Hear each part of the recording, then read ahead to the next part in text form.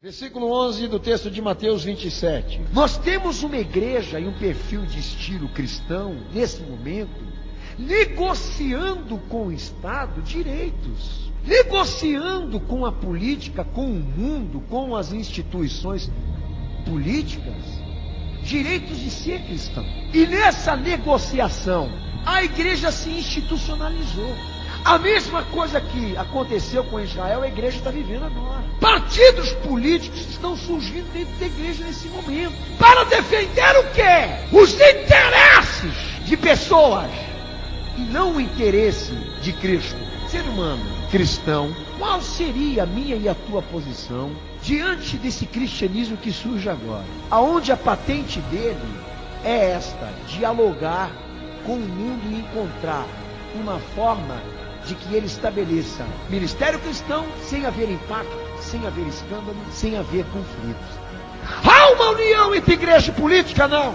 Há uma união entre o cristão e esse perfil de cidadão que procura se estabelecer à custa da fé, do caráter vocacional da fé, para não sofrer consequências da fé. Não tem aprovação para isso. Quando Jesus estava diante dessas duas forças, a religiosa e a política, o interesse do judeu, o interesse do sacerdócio, o interesse do sinédrio, que estavam nas lideranças, que eram mais autoridades políticas do que autoridade sacerdotal, o interesse deles era calar a boca de Jesus e matar ele. Por quê? Porque o que ele ensinava revelava as contradições da liderança israelita.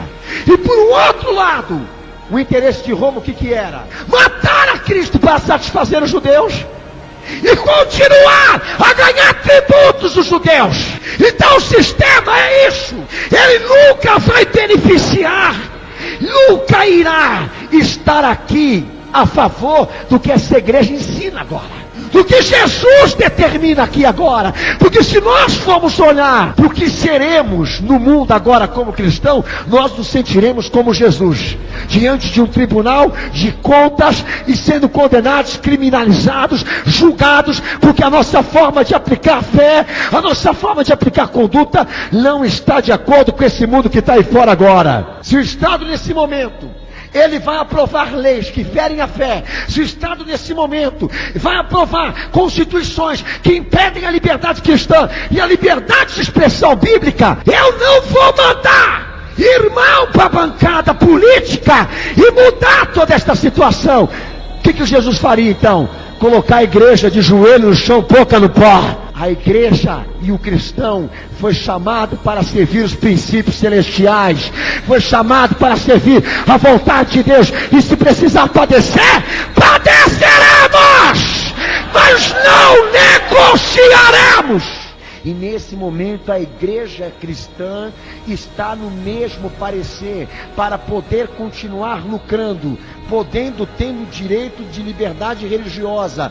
A igreja se integra no Estado e na política cada dia mais. A gente vê gente procurando se estabelecer no poder estatal, procurando cargos superiores, procurando cargos de justiça, procurando se estabelecer no rol da liderança política mundial, porque nós temos ali um esquema organizado, um sistema organizado que tudo se baseia nisso: favorecimento a homens e não a este reino e a este Deus, para ter a liberdade que querem. Precisaram assassinar o próprio Cristo, não o Cristo homem, mas o propósito, a vocação, modificar, reinterpretar. É isso que a igreja está fazendo agora, procurando amenizar, afrouxar, alargar as portas, para que ela seja bem sucedida como Laodiceia foi. Que a pior estupidez que já disseram dentro da igreja é esta: que o acasalamento da igreja com o Estado dá coisa certa. Mas nós, como nós não estamos baseados na monarquia que Israel caiu contra a vontade de Deus desde Samuel para cá, que eles usam o José do Egito, eles usam Daniel dentro do reino babilônico, eles vão se fundamentar ali atrás no retrocesso para justificar o retrocesso deles também, baseado nos passos do mestre, no posicionamento dele diante do sistema, do mundo, das coisas, das organizações. Qual é o ensinamento do Senhor para nós? Que dessa igreja aqui não sai partido político. Se o mundo vos odeia, saber que primeiro do que a vós odiou a mim. Se fosses do mundo, o mundo amaria que era seu. Mas como não sois do mundo, antes dele vos escolhi, é por isso que o mundo vos odeia. Mundo é o que, pastor? É o sistema organizado que emprega interesses humanos. Nesses interesses humanos, Deus não participa e não é glorificado. Se aparta disso. Jesus te chamou de sistema para a fé, para que você sirva a fé e os interesses da fé e da vocação da fé acima de qualquer coisa ali naquele mundo agora. Jesus deixando claro para nós que de maneira nenhuma ele seria aceito pelo sistema, porque dele sai a luz que afronta o mal, que aborrece as trevas. E o mundo não o ama, o sistema não o quer, o sistema o quer matar, pelo contrário, o odeia. Assim disse o Senhor, assim são todos aqueles que também eu chamei para cá, para estar nessa luz, todos eles também serão odiados como eu fui. Qual o ensinamento de Jesus? A separação, a distinção. Não adianta, a igreja não pode ser vendida. Isso aqui não tem que virar palco de idealismo e propósito humano de ninguém. E nós não podemos de maneira nenhuma acreditar que Deus irá usar qualquer órgão ou instituição dessa terra para livrar a igreja de ser perseguida, de ser odiada. É a pior estupidez. Não acredite, porque a imoralidade vai se institucionalizar, porque isso é parte profética da igreja. O pecado vai ser proposta de governo mundial. Não adianta querer lutar contra o sistema, porque ele vai cumprir o que está na íntegra. O que a igreja tem que fazer agora? Orar e se separar. Chegar na urna, saber apertar o nulo.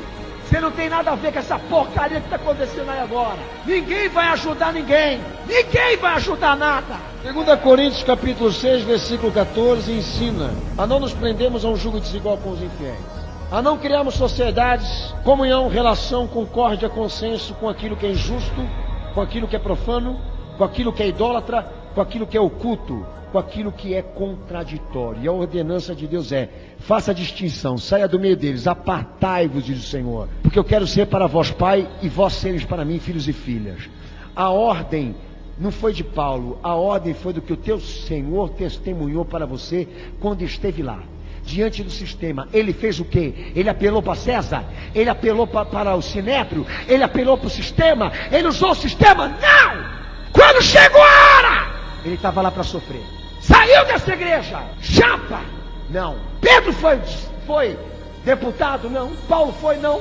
Teve partido político na igreja? Não. Só um idiota falaria uma coisa dessa. Qual é a hierarquia da igreja? Ministros, para servir a um propósito só: Cristo e o reino do céu.